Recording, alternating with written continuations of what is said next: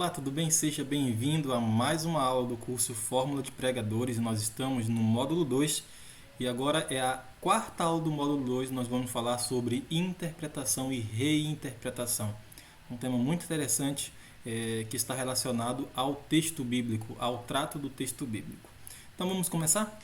Irmãos, muitos pregadores atualmente eles leem a Bíblia sem se preocupar com o significado original do texto bíblico. Acabam fazendo uma leitura muito superficial e passando batido alguns temas importantes que estão ali dentro do texto bíblico que não é possível enxergar através de uma leitura superficial, de uma leitura rápida. Ou seja, o pregador ele acaba não se preocupando com o que os autores bíblicos eles tinham em mente quando escreveram.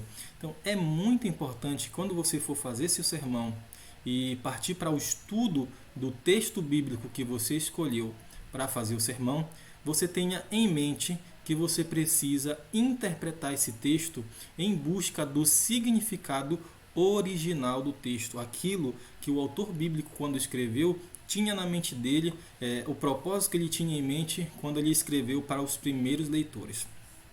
E a razão, irmãos, de muitos sermões atualmente se tornarem vazios, de informações relevantes para a vida espiritual, está na falta de interpretação.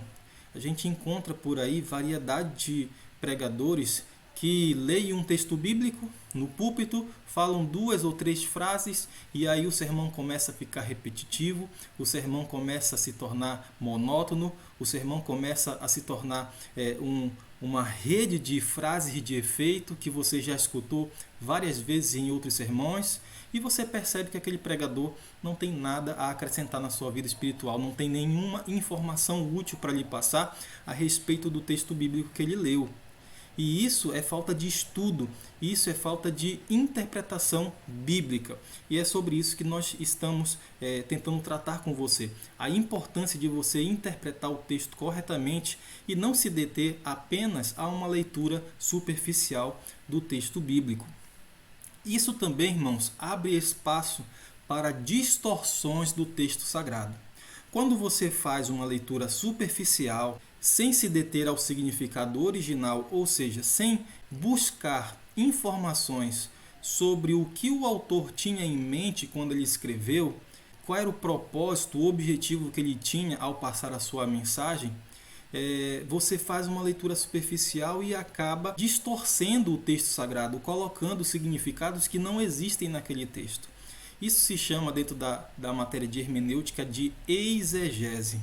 A exegese é quando nós buscamos extrair o significado original do texto, aquilo que o autor queria dizer. E a exegese é quando nós tentamos colocar algo que não está no texto, um significado que não está inserido dentro do texto bíblico.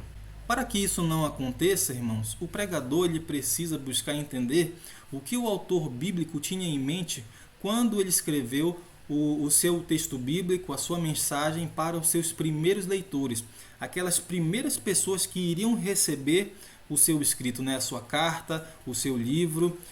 Essas informações elas estão contidas dentro do texto original. E para que nós consigamos extrair essa mensagem original, é necessário ter conhecimento da língua original, seja ela o hebraico no Antigo Testamento ou seja ela o grego no Novo Testamento. Você precisa ter esse conhecimento da língua original, como lidar com os dicionários e as gramáticas desse idioma. Porém, se você não tem esse conhecimento, se você não tem ao seu dispor essa ciência de outra língua, de outro idioma, você também pode fazer o uso de traduções, de boas traduções da Bíblia, que cheguem o mais próximo possível do texto original, assim como enciclopédias e comentários bíblicos. Nós temos aí uma variedade de materiais, de eruditos, de estudiosos que passaram a vida toda estudando, a vida toda interpretando o texto no seu original e compilaram todo esse conhecimento para que nós possamos usar hoje para alcançar o significado original do texto. E por falar nisso, se você for lá no módulo 1, você já passou pelo módulo 1, eu coloquei 2 links para você de materiais bônus que eu disponibilizei para você estar fazendo a sua pesquisa. Lá tem dicionários, enciclopédias e comentários bíblicos também. Então, esses materiais é o que vão ajudar você na sua argumentação. Vai lhe prover informações para que você não torne o seu sermão repetitivo, como eu falei anteriormente, para que você não precise ficar inventando, para que você não precise ficar usando frases de efeito a todo momento, mas para que você tenha informações relevantes sobre o texto bíblico para ensinar a tua igreja, para prestar à tua igreja um serviço de conhecimento teológico, tá bom? Então, esses materiais são o que vão ajudar você a compor a argumentação, o desenvolvimento do teu sermão. Na sua interpretação, você deve dar atenção a dois tipos de contextos: o contexto escriturístico e o contexto histórico. O que é o contexto escriturístico? Todo texto, com exceção, dos provérbios, alguns salmos, todo texto ele está ligado a um outro texto, ele não está lá solto ao léu. Todo o texto bíblico ele está inserido dentro de um contexto onde ele está ligado aos textos que vêm antes e aos textos que vêm depois. O contexto escriturístico é isso, é você prestar atenção ao que vem antes do texto que você está estudando e ao que vem depois do texto que você está estudando. Já o contexto histórico é aquele que trata da autoria, quem escreveu o texto, para quem ele escreveu, quando ele escreveu, onde ele estava quando escreveu. Então, essas informações também são importantes para que você detenha o conhecimento do que o autor, em que o autor estava pensando quando ele escreveu aquele determinado texto. E aí sim você vai começar a se aproximar do significado original para poder fazer a aplicação correta do sermão, daquele texto bíblico para a vida espiritual dos irmãos. Nunca tire um texto fora do seu contexto. Isso é assassinato hermenêutico, irmãos. Todo texto bíblico que você está estudando, que você escolheu para poder fazer o seu sermão, é necessário que você estude ele dentro do contexto escriturístico ao qual ele está inserido e ao contexto histórico ao qual ele está inserido. Se você tirar o texto fora do contexto, isso vira um pretexto para você aplicar esse texto de qualquer maneira que você quiser.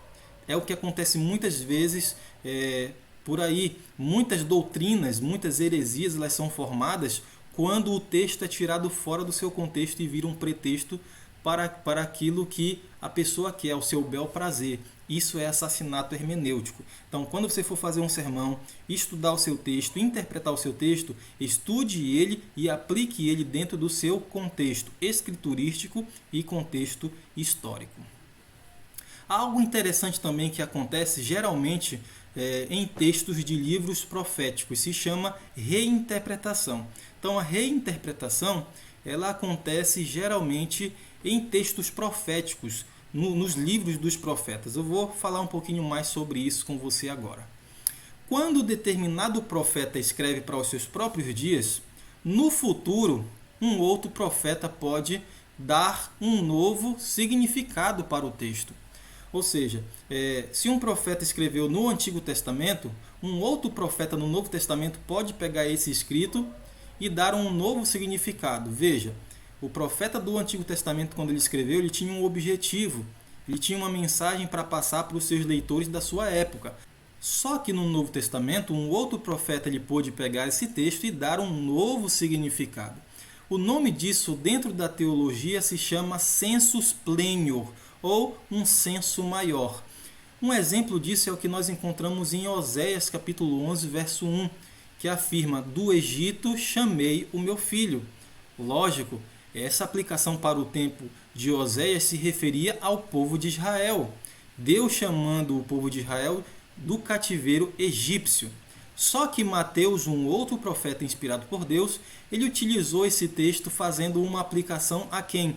A Jesus. Lembra que José e Maria eles foram para o Egito fugindo de Herodes, e aí Mateus agora aplica o texto de Oséias dizendo: do Egito chamei meu filho, ou seja, Deus chamando o seu filho unigênito, Cristo Jesus, do Egito para Israel. Então, esse é um exemplo bem prático e simples de sensus plenior, quando um profeta ele dá um novo significado ao escrito de um outro profeta passado, certo?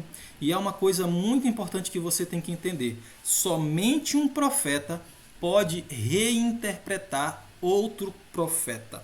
Somente um profeta ele pode dar sensus plenior ao escrito de um outro profeta. Isso é muito importante que você saiba. Então, queridos, a aula de hoje foi isso. Espero que agora você possa dar atenção à interpretação do seu texto, né? Você possa usar os materiais que foram disponibilizados para você nos links no módulo 1, para que você possa interpretar de maneira correta, buscar o significado original do texto, aquilo que o autor tinha em mente, e assim poder fazer a aplicação correta no seu sermão, certo? Então, que Deus possa te abençoar grandemente.